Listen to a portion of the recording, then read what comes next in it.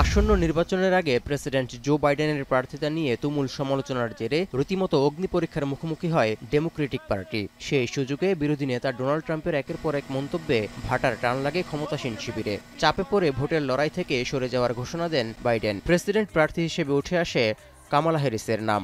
এতেই সমর্থনের জোয়ারে ভাসতে শুরু করে ডেমোক্রেটরা। দল থেকে চূড়ান্তভাবে প্রেসিডেন্ট প্রার্থী হতে অপ্রতিরোধ্য গতিতে এগিয়ে যাচ্ছেন বর্তমান ভাইস প্রেসিডেন্ট কামালা হ্যারিস। এক সপ্তাহেই নিজের নেতৃত্ব সক্ষমতার সর্বোচ্চটা দেখিয়েছেন তিনি। অল্প সময়ের মধ্যেই দলের নির্বাচনী তহবিলের জন্য জোগাড় করেছেন $20 কোটি। এর মধ্যে 36 ঘন্টায় সংগ্রহ করেছেন $10 কোটি বেশি। দাতাদের 60% বেশি নতুন।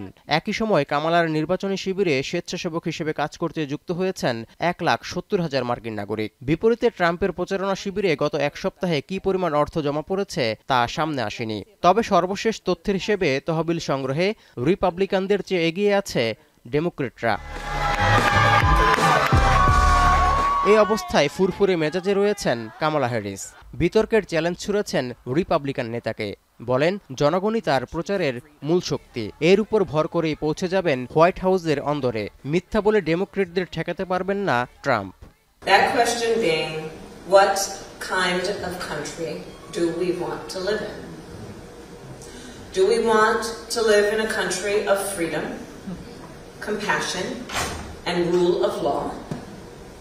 Or a country of chaos, fear, and hate? No. And the beauty of our democracy is that each one of us has the power to answer that question. And the power, then I say, is with the people. এদিকে কামালাকে নিয়ে আরও বেশি সমালোচনায় মেতেছেন সাবেক president Donald Trump. ক্ষমতা এলে কামালা দেশকে ধ্বংস করে ছাড়বেন, এমনকি তৃতীয় বিশ্বযুদ্ধ বেঁধে যেতে পারে বলেও মন্তব্য তার। Harris presidency means 4 more years of extremism, weakness, failure, chaos, and probably World War III. I really believe it.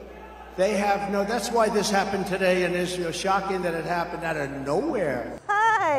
Hey there. Democrat দল থেকে প্রেসিডেন্ট প্রার্থী হিসেবে মনোনয়ন চূড়ান্ত হবে আগস্টে। তবে হ্যারিসের টেক ওভারের খবর ছড়িয়ে পড়তেই দলের প্রচার অভিযানে গতি বেড়েছে কয়েক গুণ। তাই প্রার্থী হিসেবে তার সম্ভাবনাও বেশি বলেই মনে করা হচ্ছে। তৌহিদুর রহমান, এখন বিশ্ব।